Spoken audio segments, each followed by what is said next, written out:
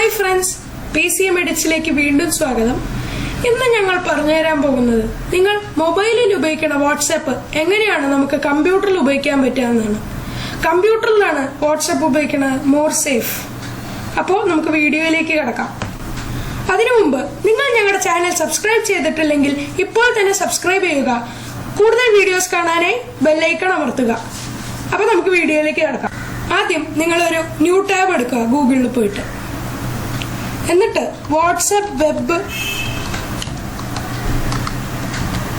Download എന്ന് അടിക്കുക. അപ്പോൾ ഇവിടെ കാണാം ഡൗൺലോഡ് വാട്സ്ആപ്പ്. അത് ക്ലിക്ക് ചെയ്യാം.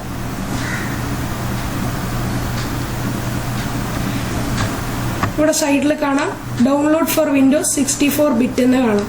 അത് ക്ലിക്ക് ചെയ്യാം. അപ്പോൾ താഴത്ത് ഡൗൺലോഡ് ആയിക്കൊണ്ടിരിക്കുക.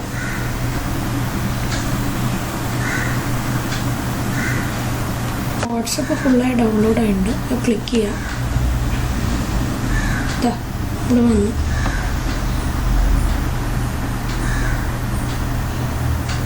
ഇത് ഇൻസ്റ്റാൾ ആവുകയാണ്.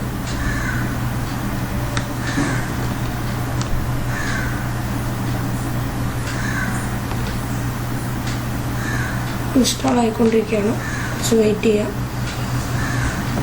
ഇൻസ്റ്റാൾ ആയിക്കഴിഞ്ഞാൽ ഇതാ ഇങ്ങനൊരു സംഭവം വരും. അപ്പോൾ നമ്മൾ ഫോൺ എടുക്കുക. നമ്മുടെ ഫോൺ എടുത്തിട്ട് ഞാൻ പറഞ്ഞുതരാം.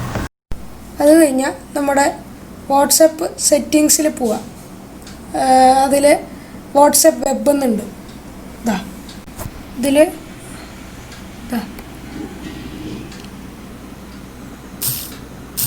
അത് അങ്ങനെ ആയിക്കോളും.